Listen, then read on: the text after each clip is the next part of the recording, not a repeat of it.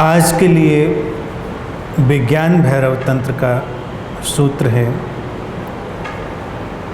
कल्पना करो कि तुम धीरे धीरे शक्ति या ज्ञान से वंचित किए जा रहे और वंचित किए जाने के क्षण में अतिक्रमण करो।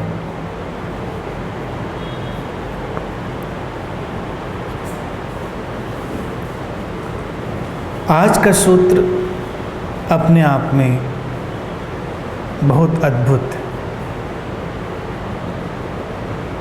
विज्ञान भैरव तंत्र का हर सूत्र तुम्हारे लिए एक नई दुनिया की आधार भूमि तैयार करता है, एक नए आयाम में तुमको लेकर जाता है। ये सूत्र हमारी प्रचलित कंडीशनिंग को, हमारी प्रचलित मान्यता को तोड़ने वाला है। आमतौर से व्यक्ति दो कामों में ही सबसे ज़्यादा रुचि लेता है, शक्ति इकट्ठा करने में और फिर ज्ञान इकट्ठा करने में, क्योंकि ज्ञान भी एक किस्म की शक्ति ही है। तो मोटे अर्थों में शक्ति की ओर दौड़ना, शक्ति को पाना, यही व्यक्ति के जीवन का एक आधार है। संसार में हम तरह तरह से शक्ति पाने की कोशिश करते हैं, धन से, पद से, अपने संबंधों से। और अध्यात्म में अगर कोई व्यक्ति जाए तो वहाँ भी शक्ति की ही तलाश रहती। साधना में सिद्धियों की तलाश हो, सिद्धियों की तलाश ना भी हो तो भी साधना अपने आप में एक शक्ति की खोज ही बन जाती। हम ज़्यादा शक्तिशाली होना चाहते, हम ज़्यादा ज्ञानी होना चाहते। और ये सूत्र कहता है कि अनुभव करो कि तुम शक्ति और ज्ञान से वंचित किए जा रहे हो, उससे तुम खाली किए जा रहे हो। तुम्हारे अंदर से शक्ति और ज्ञान निकाला जा रहा है, खींचा जा रहा है। और जब अंतिम बिंदु पर पहुंचो कि न शक्ति बचे न ज्ञान, तब अतिक्रमण करो, छलांग लो, ट्रांसफॉर्मेशन, रूपांतरण। ये मन के ढांचे को तोड़ने वाला सूत्र है। इसको बहुत गहराई से समझेंगे। हमारा मन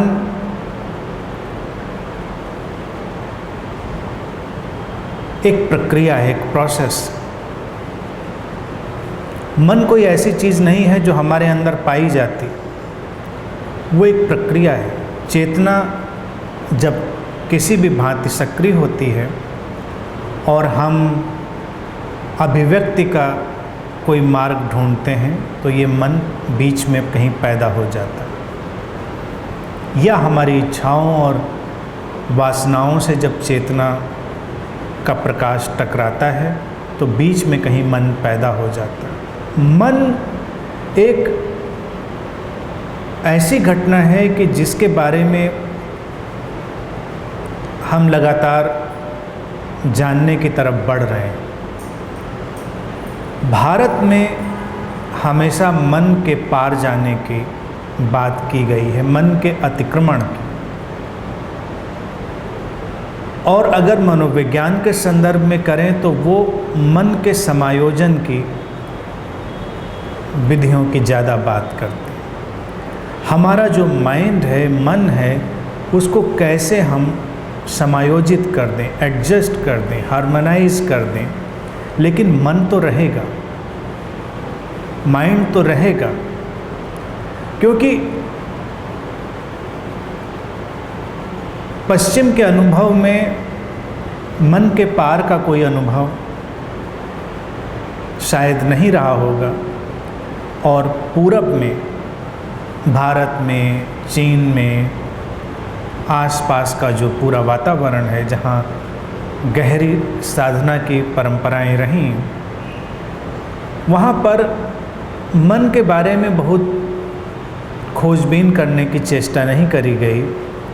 उन्होंने सीधी सी बात बस इतनी जानी कि जो ये प्रक्रिया है जो मन की तरह जानी जाती है, इसके पार कैसे जाएंगे, इसका अतिक्रमण हम कैसे कर जाएंगे।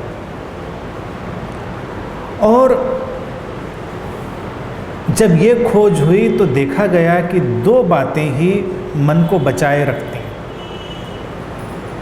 हर व्यक्ति जब पैदा होता है तो उसके अंदर मन एक संभावना की तरह होता है जिसे विकसित किया जा सकता है अनेक अनेक रूपों में, और वहीं से कंडीशनिंग बनती है। इसीलिए हर व्यक्ति की परंपरा की और परिवेश की अलग अलग कंडीशनिंग है। मन को जिंदा रखने के लिए शक्ति चाहिए और ज्ञान भी चाहिए। बचपन से ही तुम देखो, ये ऐसा आंतरिक या इनबिल्ट प्रोसेस है कि बच्चा शक्ति की तलाश करने लगता है। जैसे ही उसको होश आता है, मेरी चीज़ें, मेरे लोग, मेरे माँ बाप, अपने माँ बाप को लेकर, अपनी चीज़ों को लेकर, अपने परिवेश को लेकर वो शक्तिशाली अनुभव करना चाहता है। अगर तुम्हारे पास तुम्हारी चीज़ें ना हो, अगर तुम्हारे पास तुम्हारे लोग ना हो, तो कई बार तुम बड़ा शक्तिहीन अनुभव करते हो। इसीलिए हम चीज़ों को भी बहुत पकड़ के रखते हैं और लोगों को भी बहुत पकड़ के रखते हैं। वो शक्ति पाने की एक आकांक्षा है। फिर तुम अगर शासन करने की तरफ बढ़ जाओ, शक्ति की और तुम्हारी आकांक्षा बढ़ जाए, तो तुम लोगों को और पकड़ के रखना चाहोगे, तुम अनुयायी चाहोगे, तुम अपने सपोर्टर्स चाहोगे, तुम फैन चाहोगे, लेकिन तुम उनसे अलग नहीं होगे। तुम अकेले एकांत में अपने अंदर डूबे हुए नहीं होगे। और ज्ञान के ऊपर सबका समान अधिकार है, ऐसा हम मानते हैं, लेकिन परंपराओं ने ऐसा कभी होने नहीं दिया। ज्ञान किसको मिले और किसको ना मिले, इसको लेकर बहुत सारे विभाजन किए गए। भारत में जो जातियों का विभाजन कर दिया गया, वर्णों को तोड़ा गया, तो उसमें कुछ वर्णों को तो ज्ञान के लिए उपयुक्त माना गया और कुछ को ज्ञान के लिए उपयुक्त नहीं माना गया। क्योंकि अगर किसी के पास ज्ञान आएगा तो शक्ति आएगी, शक्ति होगी तो सभी के पास, तो शोषण नहीं होगा। तो अगर हमको उसे जारी रखना है और कुछ लोग ज़्यादा शक्ति पाना चाहते हैं, तो कुछ लोगों को ज्ञान पाने से रोकना होगा। और आज की तारीख में भी, आज के वक्त में भी ज्ञान को लेकर बहुत भेदभाव। हालांकि हम इंफॉर्मेशन टेक्नोलॉजी की एज में हैं, जहां किसी चीज़ की सीक्रेसी रखना आज के वक्त में दिन प्रतिदिन मुश्किल होता जा रहा है, लेकिन पहले से और आज भी ज्ञान को गुप्त रखने की एक परंपरा रही कि सारे लोगों को वो बात ना पता चल जाए। और अध्यात्म में अगर तुम रुचि लेते हो तो वहाँ तुम्हें ये बात कदम कदम पर मिलेगी कि कुछ सूत्र हैं, कुछ गूढ़ बातें हैं, कुछ रहस्य हैं जो कुछ लोगों को पता है और बाकियों को नहीं पता। जिनको पता है वो ज़्यादा शक्तिशाली हैं, जिनको नहीं पता है वो कम शक्तिशाली हैं। तो जिनको नहीं पता है वो जानने की तलाश में और कोशिश में। ये एक ऐसा दुष्चक्र प्रारंभ होता है जो कहीं पर थमता नहीं। सूत्र कहता है कि शक्ति को भी जाने दो और ज्ञान को भी जाने दो। लेकिन क्या ये तुम्हारे लिए बहुत आसान होगा? जैसे हमने करुणा ध्यान तुम्हारे सामने रखा था, जब तुम सारा दुख अपने अंदर समेट लेते हो, तो कई लोग उससे थोड़ा घबराए। उनको लगा कि अरे, हम तो आनंद समेटने के लिए हमेशा तैयार रहते हैं और दुख समेटेंगे। लेकिन स्पिरिचुअल एल्केमी, आध्यात्मिक जो रहस्य है, वो बड़ा फर्क है। उसके नियम हमारे संसार के नियमों से अलग चलते। तो जैसा करुणा ध्यान में तुमने देखा कि अगर सारे दुख को तुम अपने अंदर उतर जाने दो, तो अचानक वो एक गहरे आनंद में, एक गहरी शांति में बदल जाता। ऐसे ही जो व्यक्ति सारी शक्ति और सारे ज्ञान को छोड़ देने के लिए तैयार हो जाता है, वो सबसे अधिक शक्तिशाली और सबसे अधिक ज्ञानी हो जाता है। सबसे अधिक बस केवल एक रिलेटिव टर्मिनोलॉजी है, एक सापेक्ष भाषा है। जिसके साथ होता है उसको इसका पता भी नहीं होता कि सबसे ज़्यादा हुआ है या सबसे कम हुआ है। उसके साथ तो बस होता है।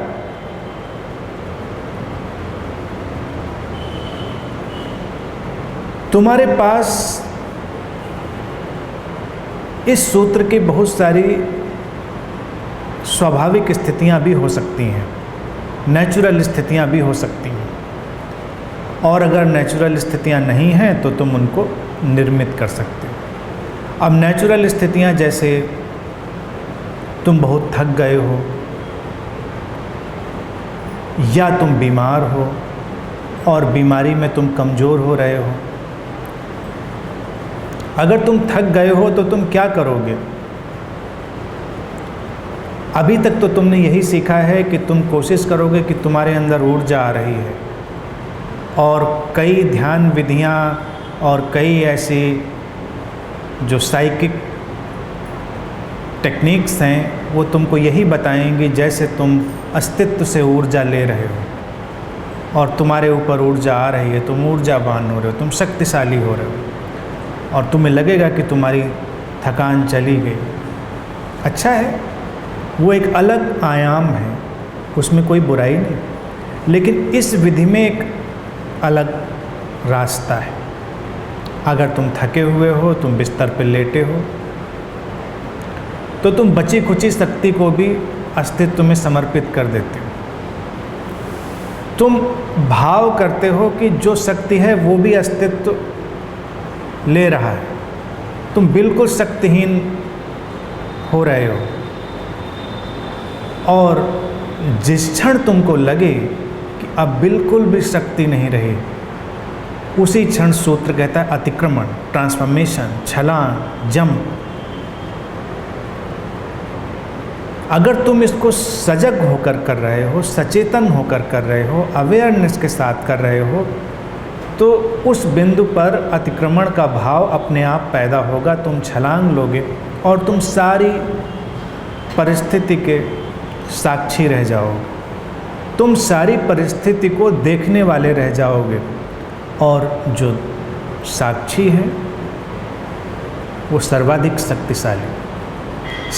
शक्तिशाली इसलिए है क्योंकि शक्ति और शक्तिहीनता उसी के हिस्से हैं, वो उससे परे है, द्वैत से परे है साक्षी। सामान्यतया या तो तुम शक्ति से भरे हो या शक्तिहीन हो। साक्षी दोनों स्थितियों को देखता है और वो तुम्हें नया जीवन देने वाला, रिजुविनेट करने वाला हो जाता है।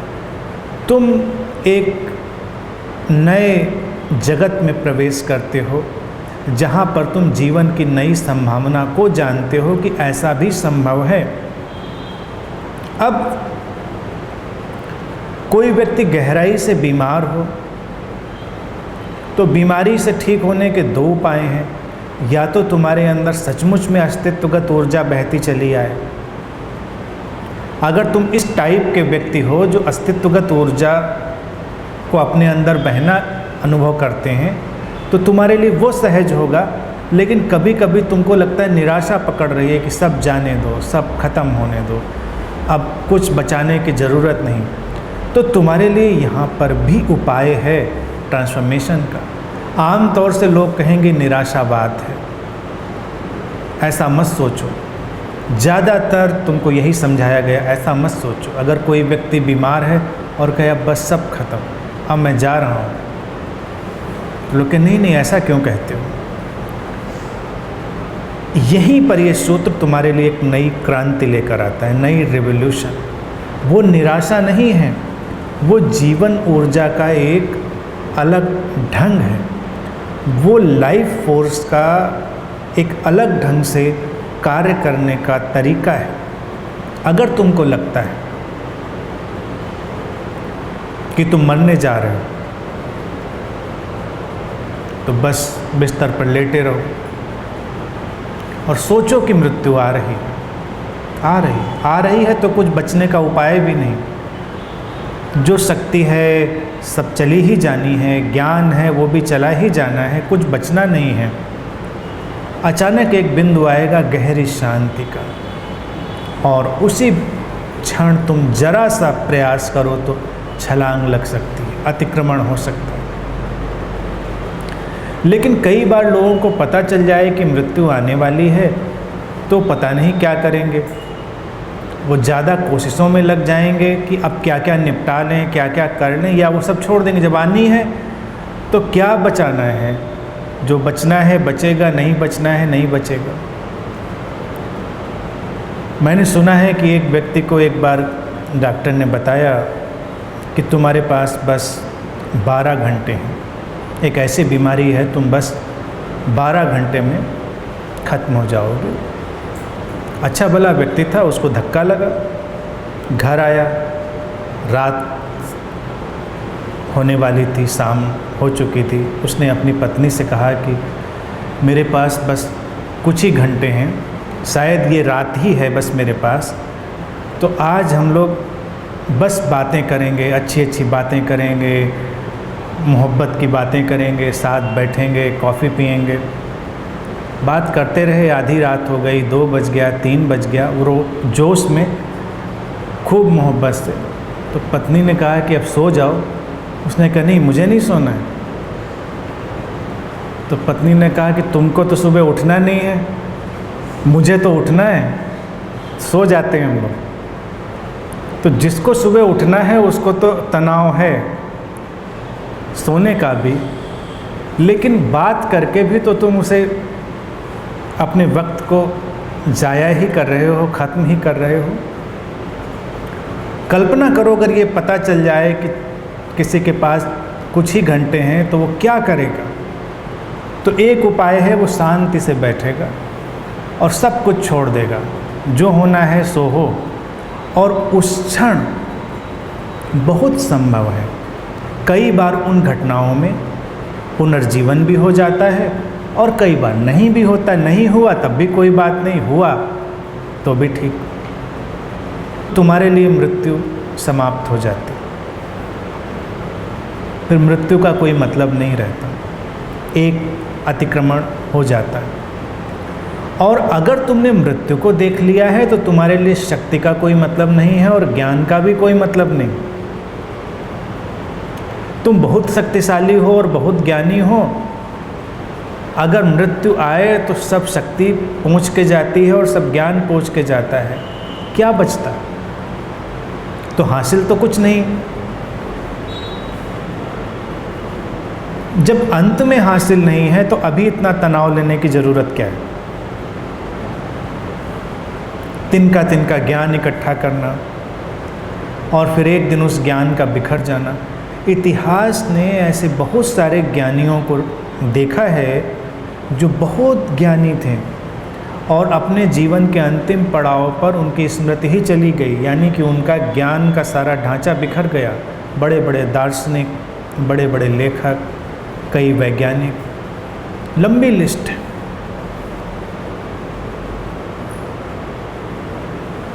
तो उनके ज्ञान का वजूद क्या था?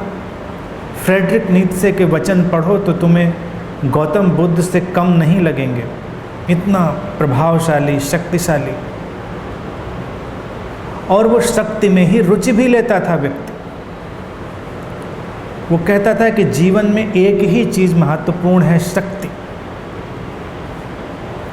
और अपने जीवन के अंतिम क्षणों पर एक दिन सड़क पर जा रहा था, अपने ज्ञान के साथ, अपनी शक्ति के विचारों के साथ। अचानक कुछ हुआ, आंखें खुली की खुली रह गईं और सारा ज्ञान उसका जैसे किसी ने पोंछ दिया, ब्लैंक रह गया, खाली। अंतिम वक्त उसने पागलखाने में बिताया, वहीं उसकी मृत्यु हुई। ना वहाँ ज्ञान था, न शक्ति के विचार थे। अगर फ्रेडरिक नीत्शे जैसे लोगों को विज्ञान भैरव तंत्र की ये विधियाँ पता होती, या उस समाज के परिवेश में ये विधियाँ होती, तो मैं समझता हूँ उस क्षण भी उन लोगों को एक रास्ता दिया जा सकता था और उस क्षण भी उन लोगों को उसके पार ले जाया जा सकता था। लेकिन चूंकि वहाँ विधियाँ नहीं थी, तो उन लोगों का अंत एसाइलम में हो। उन लोगों को नहीं पता था कि जब शक्ति और ज्ञान ना रहे तब भी कोई रास्ता खुलता है। तुम नहीं हो शक्ति और ज्ञान में, अब सब खाली हो गया है, तो उसको जाने दो, छोड़ दो, बिल्कुल खाली हो जाओ। खाली हो रहे हो तो बिल्कुल खाली हो जाओ। खाली होने में जो तुम्हें तनाव पैदा करने वाली चीज़ होती है, बचाने की, 2-4 बूंदें बचाने की, और उसी में तुम बहुत ज़्यादा परेशान होते हो, बहुत ज़्यादा टूटते हो। और ये जो मेमोरी वॉश हो जाती है, इसके पीछे अभी बहुत कोई वैज्ञानिक शोध नहीं हो पाई है, या वो ठीक ठीक बताने में सक्षम नहीं क्या होता है कि उनकी वो स्मृति ही चली जाती है। अब तो अल्जाइमर्स एक बढ़ती हुई बीमारी की तरह भी हमारे सामने है। अल्जाइमर्स क्यों है, या वो विद्वान लोग, ज्ञानी लोग क्यों स्मृतिहीनता का, मेमोरीलेसनेस का शिकार हो जाते हैं? क्योंकि वो उसको बचाने की चेष्टा करते हैं। उन्होंने शक्ति को पकड़ने की कोशिश करी थी। अगर वो सरल, निर्दोष, नहीं जानते हैं, इस भाव में खड़े हो जाएं, तो वो सेल्स भी शायद जो मर चुकी हों वो रिजुविनेट हो जाएं, जो मेमोरी को रिस्पॉन्ड करती हैं। ब्रेन में जो सेल्स हैं वो मेमोरी को पैदा नहीं करती, वो मेमोरी को रिस्पॉन्ड करती हैं, उसको केवल आगे बढ़ाती हैं। और उन पर जब कभी बहुत दबाव पड़ता है तो वो सेल्स नष्ट होने लगती हैं, ख़त्म होने लगती हैं, मरने लगती हैं। उन सेल्स के मरने की वजह ही अल्जाइमर्स है, और उन सेल्स के मरने की ही वजह उन विद्वानों के स्मृति का चला जाना। क्योंकि जब वो जा रही होती है तब भी वो उसको पकड़ने की कोशिश करते हैं और उसमें बहुत थकते हैं, बहुत दबाव पैदा हो जाता है। 24 घंटे में अगर तुम देखो, तुम एक साइकिल में गुजरते हो। एक साइकिल जब तुम्हारे पास शक्ति है और एक साइकिल जब तुम्हारे पास शक्ति नहीं है। एक साइकिल जब तुम्हारे पास ज्ञान है और एक साइकिल जब तुम्हारे पास ज्ञान नहीं है। और तुम्हारी जो चेतना है इन दोनों की साक्षी है। सूत्र इसीलिए अतिक्रमण की बात कर रहा है कि दोनों बिंदु आएंगे और तुम दोनों के साक्षी होगे, न कि तुम किसी एक बिंदु का चुनाव करने वाले।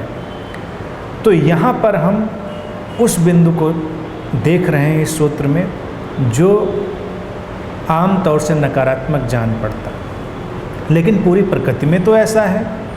अगर पूर्णिमा है तो अमावस भी है।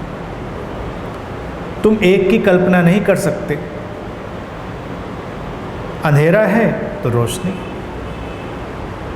लेकिन तुम देखो कि लोग रोशनी का चुनाव करते रहे, पूर्णिमा का चुनाव करते रहे। तुम्हारे श्लोक और तुम्हारी कविताएं ज़्यादातर सब अंधेरे से रोशनी की तरफ, शक्तिहीनता से शक्ति की तरफ, अज्ञान से ज्ञान की तरफ, सब उधर ही जा रहे हैं। लेकिन जीवन ऐसा तो नहीं है।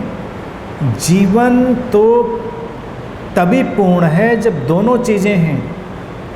तुम्हारे अंदर इग्नोरेंस भी है और तुम्हारे अंदर विजडम भी है। इग्नोरेंस एक शब्द है जिसको हम इनोसेंस से रिप्लेस कर सकते हैं। अगर तुम जाग जाते हो तो वो इग्नोरेंस ना होकर इनोसेंस हो जाती। इग्नोरेंस थोड़ा कंडेमनेशन का, निंदापूर्ण जैसा शब्द है, लेकिन वस्तुतः वो इनोसेंस। कोई भी व्यक्ति हमेशा इतना ज्ञानी नहीं होता कि हमेशा ज्ञान ही ज्ञान है, और जो हमेशा ज्ञान को लेकर चल रहा है वो एक दिन स्मृतिहीनता का शिकार जरूर हो जाएगा। इतना दबाव पैदा हो जाएगा।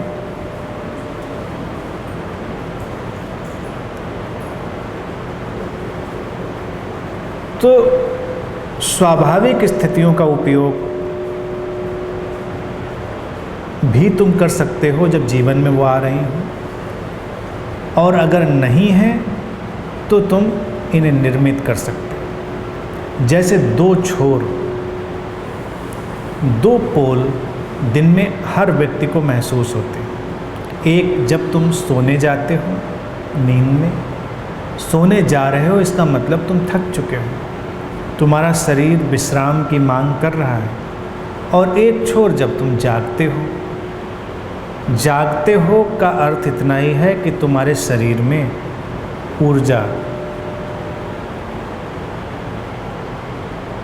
अपने ढंग से फिर से दौड़ने लगी है और शरीर सक्रियता की मांग कर रहा है। तो इन दोनों बिंदुओं पर तुम इस सूत्र को प्रयोगात्मक ढंग से लगा सकते हो। जब तुम नींद में जा रहे हो, विश्राम में, तो अपने आप को अस्तित्व में बिल्कुल एम्प्टी कर दो, खाली कर दो। कुछ भी बचाओ नहीं, कल के लिए भी कुछ मत बचाओ।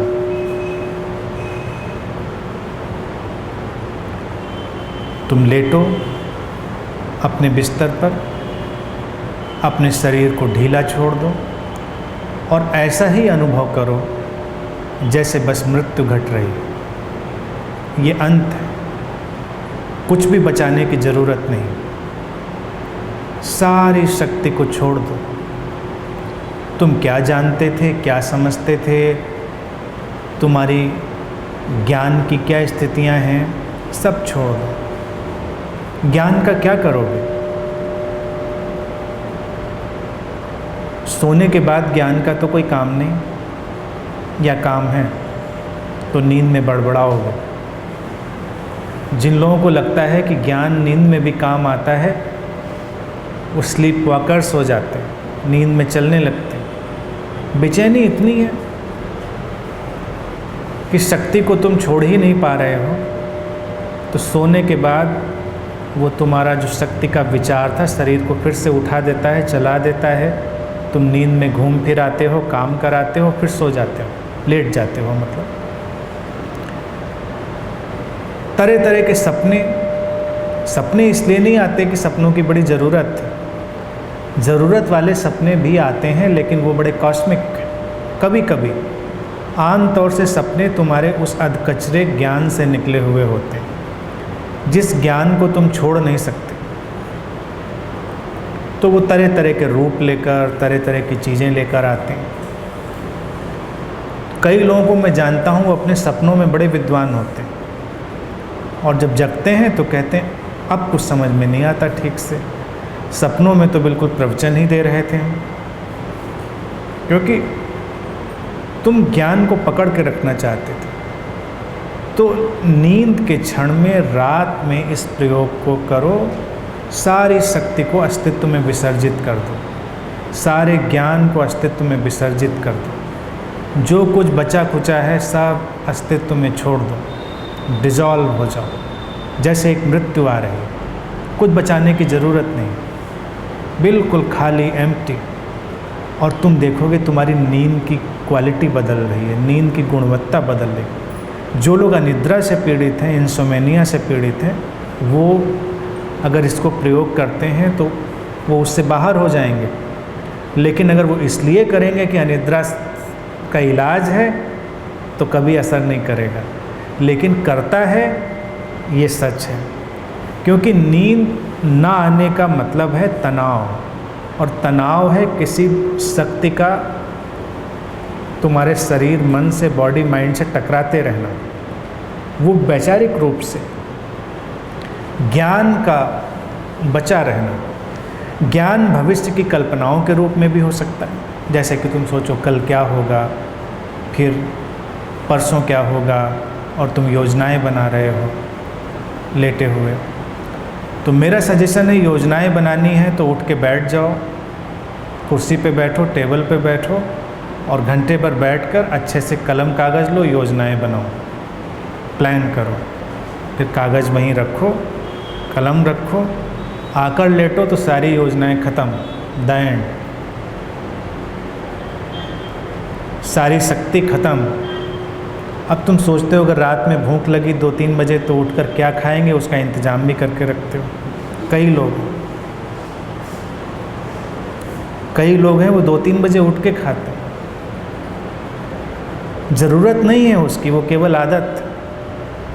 एक बार वो कन्विंस हो जाए तो ज़रूरत नहीं भी पड़ती है शरीर को, लेकिन वो इतने डरे हुए हैं, उनको लगता है कि शरीर को ज़रूरत है।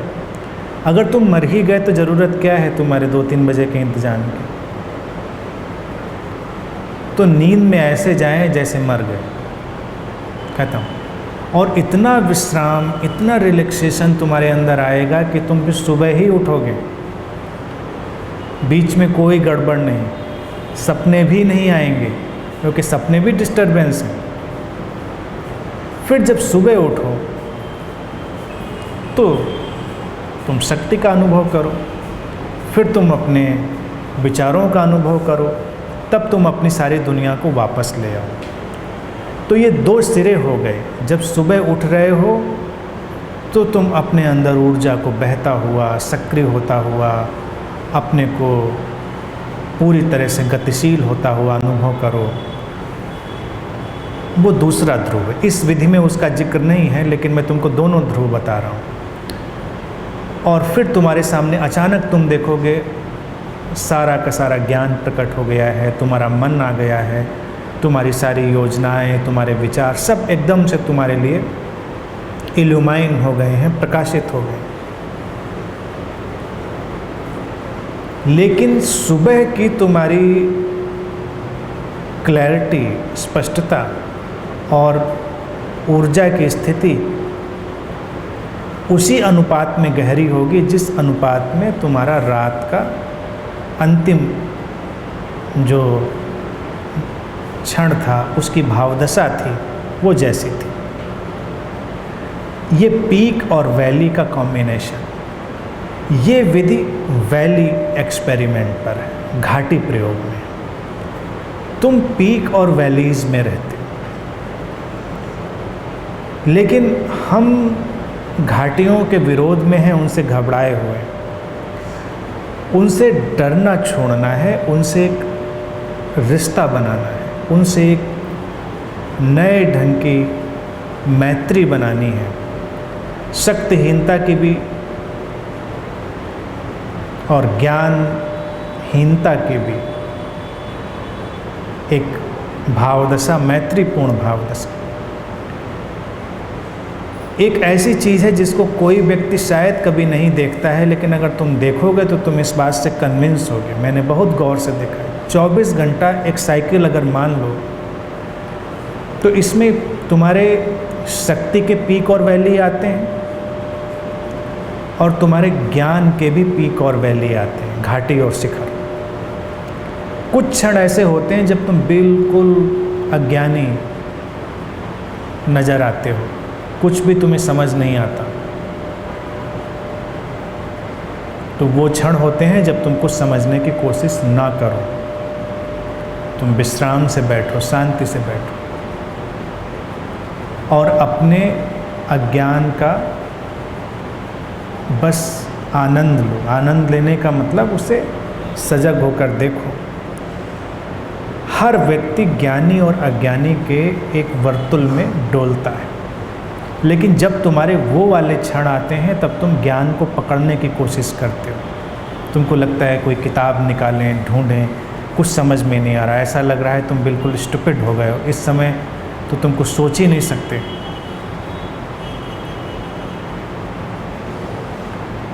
अगर कोई इस मोमेंट को पकड़ लेता है और उसमें रिलैक्स हो पाता है। तो जब वो वाला मोमेंट आता है जब ज्ञान की धारा यानी कि नॉलेज की, उसकी अंदर की जो जानने की क्षमता है वो सक्रिय है, तो उस समय वो बहुत ज़्यादा स्पष्ट होता है और बहुत अच्छे से वो अपनी चीज़ को अभिव्यक्त कर पाता है। हम चूँकि अपने उस वैली टाइम में भी अपने ज्ञान को डाले रहते हैं, अपने शक्ति को डाले रहते हैं, रिलैक्स नहीं होते, तो जो साइकिल है, जो वर्तुल है, पूरा नहीं होता और एक तनाव बन जाता है। उस तनाव की वजह से हमारी लाइफ की सारी क्वालिटी खराब हो जाती है। जो लोग कुछ क्रिएटिव काम करते हैं वो भी इसको समझेंगे। जैसे मान लो तुमने कभी कविता लिखी है, कोई स्क्रिप्ट लिखी है, तुमने कुछ कोई भी क्रिएटिव काम, तुमने कुछ फोटोग्राफी करी है, तुमने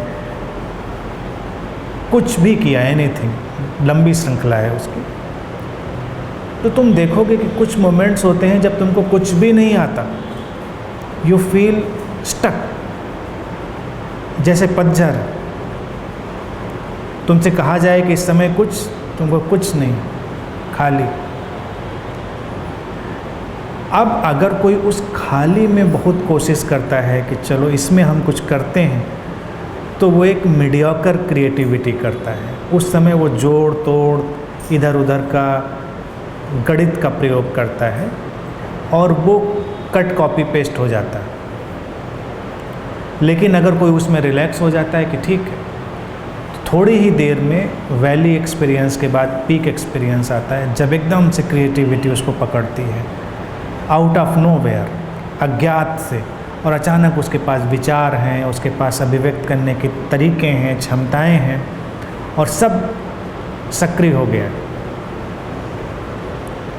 और उस क्षण में अगर कोई बड़ी सजगता से उसको पकड़कर कुछ क्रिएट करता है तो वही चीज़ें मास्टरपीसेस बनती। अतिक्रमण की बात जो सूत्र करता है वो यही है कि जब तुम वैली में हो, घाटी में हो, तो बस जाग जाओ, संघर्ष मत करो, और जो बचा खुचा है उसको बचाने के बजाय वो भी छोड़ दो। बचाने की आदत हमारी है।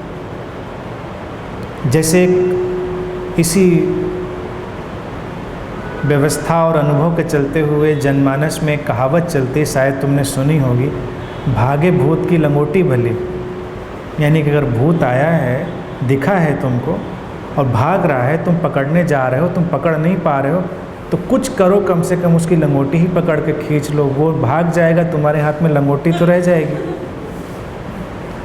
उससे बना भागे भूत की लंगोटी बोली। अब भूत के बिना तुम लंगोटी का करोगे क्या? सोचो, ना खुद पहनोगे ना उसको पहना पाओगे। यानी कि वो यूजलेस, व्यर्थ है। लेकिन हमको लगता है चलो कुछ तो मिला, तो हम लोग इस एटीट्यूड में जो जीते हैं, चलो कुछ तो, और उसमें हम कभी भी डीप वैली एक्सपीरियंस में नहीं जाते। इसीलिए जीवन में वो शिखर भी नहीं आता। प्रेम में भी अगर तुम किसी के प्रेम में हो तो वहाँ भी ये दोनों चीज़ें हैं, वैली एंड पीक, घाटी और शिखर। प्रेम में तुम शिखर पे नहीं बैठे रह सकते, थक जाओगे, उतरना पड़ता है नीचे। और घाटी में भी हमेशा नहीं रह सकते, फिर जाना पड़ता है। तो इस पीक और वैली एक्सपीरियंस को लेकर तंत्र ने बहुत प्रयोग किए। जो उनको ठीक से जान लेता है उसका प्रेम भी अलग ही किस्म का हो जाता है, वो व्यक्ति भी अलग किस्म का हो जाता है। इस सूत्र में तुम अभी शिखर की बात हटाओ और जहाँ जहाँ तुमको ये वैली वाले बिंदु मिले उन पर इसको प्रयोग करो। वहाँ पर तुम बचे खुचे को भी छोड़ दो, रिलैक्स हो जाओ। और सूत्र कहता अतिक्रमण करो, छलांग लेने का मतलब साक्षी हो जाओ, उस समय विटनेस हो जाओ। कुछ घटेगा, कुछ रूपांतरण घटेगा जो तुमको बदलेगा। बहुत सारी रेंज की तुम खोज करो अपने जीवन में। ये सारी विधियाँ तुमको खुद चलना सिखाती हैं, यानी कि कोई बना बनाया ढांचा नहीं है। इन विधियों को प्रयोग करने के ढांचे भी तुमको खुद बनाने, और फिर तुम देखो कि उनका प्रयोग कहाँ कर सकते हो। तुम उदास हो रहे हो तो प्रसन्न होने की कोशिश मत करो। थोड़ी बहुत प्रसन्नता जो बची है अंदर, उसको भी निकाल कर बाहर फेंक दो। बिल्कुल उदास हो जाओ और छलांग। तुमको लग रहा है कि तुम अकेले हो, अकेलापन अनुभव कर रहे हो, हमेशा ये आएगा तुम्हारे जीवन में। कभी तुम्हें लगेगा तुम बिल्कुल अकेले नहीं हो, चाहे तुम अकेले बैठे हो। यही साइकिल है लाइफ का। और कभी तुम भीड़ में भी बैठे हो और तुमको लगेगा कि तुम अकेले हो। तो जब अकेले हो तो वो वैली है, वो घाटी है, बिल्कुल अकेले हो जाए। अपना भी साथ छोड़ दें, क्योंकि जब तक तुम अपने साथ हो तब भी तुम पूरी तरह से अकेले नहीं हो। तुम अर्थात तुम्हारा मन, तुम्हारी कंडीशनिंग, तुम्हारे अतीत के अनुभव, वो भी साथ में हैं। तो बड़ी भीड़ है, तो उसको भी हटा दें। बिल्कुल एक शून्यता में चले जाएं और वहाँ से छलाएं।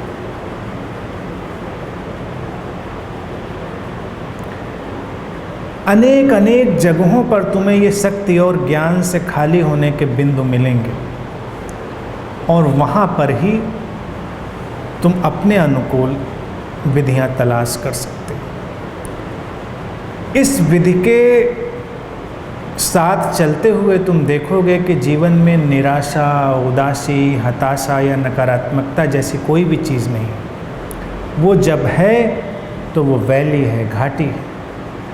जिसको तुम निराशा कहते हो वो आशा को पकड़ने की कोशिश है, यानी कि इस समय तुमको लग रहा है कुछ नहीं होगा। तुम परेशान हो क्योंकि तुम कुछ करने की कोशिश में हो। कुछ नहीं होगा तो कुछ नहीं होगा, ठीक, स्वीकार कर लो इसको। इस समय कुछ नहीं होने वाली ही दशा है, कुछ नहीं होगा, इट्स ओके। कुछ होकर भी क्या होगा, तो तुम उसको स्वीकार करो और फिर अचानक उससे बाहर हो जाओ, उसका अतिक्रमण कर जाओ। अतिक्रमण से उनका जो तात्पर्य है वो अचानक साक्षी हो जाने से, ग्रेजुअली नहीं। पहले तो तुम उस बिंदु को पकड़ो और फिर अचानक छलांग लेकर उसको देखने वाले बन जाओ, दृष्टा, उससे बाहर खड़े हो जाओ। जैसे शरीर से बाहर खड़े होने की बात मैंने कही, ऐसे हर परिस्थिति से बाहर खड़े होने की दशा, उसी को अतिक्रमण यहाँ पर कहा गया है। जो भी परिस्थिति हो उससे बाहर खड़े हो जाओ, उसको देखो, पहले परिस्थिति को पूरा होने दो और फिर छलांग लेकर अतिक्रमण करो और उसके देखने वाले बन जाओ। एक बार ये बात समझ में आई तो कुछ भी यहाँ नकारात्मक और निराशाजनक नहीं है, कुछ भी परेशान करने वाला नहीं है, कुछ भी तुम्हें शक्तिहीन करने वाला नहीं है। तुम्हारी शक्ति अब कोई छीन नहीं सकता, क्योंकि जो शक्ति बचाने की कोशिश करते हैं उनकी तो छीन ही ली जाती है। और तुम देखते हो कि यही तो ढंग है जीवन का, शक्ति भी आती है और जाती है। वो सांसों की तरह है कि अंदर भी आती है और बाहर भी जाती है। वो लहरों की तरह अगर उठती है तो गिरती भी है। लहर अगर उठती ही उठती रहे तो क्या होगा उसका, लहर तो न रहेगी, गिरती भी है, उठती है तो गिरती है, गिरती है तो उठती है। वो कॉम्बिनेशन कितना खूबसूरत। लेकिन हम पता नहीं किस घड़ी में उठने वाली चीज़ों को पकड़ते हैं और गिरने वालों की फिक्र नहीं करते। हमने जागने को ज़्यादा फोकस कर दिया है और सोने को बड़ा ही दीनहीन बना दिया है, इसलिए सारे लोगों की ज़िंदगी दीनहीन हो गई। तुम ऐसे लोगों की बात भी सुनते हो, कुछ सफल लोग, कि मैं तो 4 घंटे सोता हूँ, तो कोई आगे आकर कहता है मैं तो बस 3 घंटे ही सोता हूँ, और तुम अपने को बड़ा गरीब अनुभव करते हो क्योंकि तुम 6 घंटे से कम में थका हुआ अनुभव करते हो। 8 घंटे भी तुमको चाहिए और कोई 4 घंटे 3 घंटे सोकर। उसका बॉडी माइंड स्ट्रक्चर वैसा हो सकता है और यही सारे लोगों को मिसगाइड करते हैं। उनको लगता है उनकी तरह से होना चाहिए, लोगों को किसी की तरह से क्यों होना चाहिए। हो सकता है उस व्यक्ति के लिए उतना ही ज़रूरी हो, या हो सकता है वो ज़्यादा दबाव दे रहा हो अपने ऊपर और उसके परिणाम उसको बाद में पता चले। तुम सहज रहो अपने सोने में, अपने जागने में, अपनी नींद का सम्मान करो तो तुम्हारा जागरण भी बड़ा गौरवशाली हो जाएगा। अपने अज्ञान को प्रेम करो तो तुम्हारा ज्ञान भी बड़ा प्रकाशित हो जाएगा। और जब तुम्हारे अंदर प्रेम रिक्त हो गया हो तो उस अप्रेम की अवस्था में भी तुम शांति और सहजता का अनुभव करो तो तुम्हारा प्रेम भी बड़ा भरा पूरा, सुगंधित, विकसित, खिला हुआ हो जाएगा। और ये सारे ध्रुव आएंगे जाएंगे। इस विधि के आधार में, इसकी समझ के सहारे तुम उन सारे बिंदुओं के प्रति सहज हो सकते हो। जब शक्ति ज्ञान या कोई भी चीज़ जो तुमको शक्ति और ज्ञान का आभास देती है उससे तुम खाली अनुभव कर रहे हो। और यही जीवन है, यही परिपूर्णता है, यही कंप्लीट साइकिल। और इसके बाद ही घटता है परिपूर्ण साक्षित, द टोटल विटनेस। आज के लिए इतनी।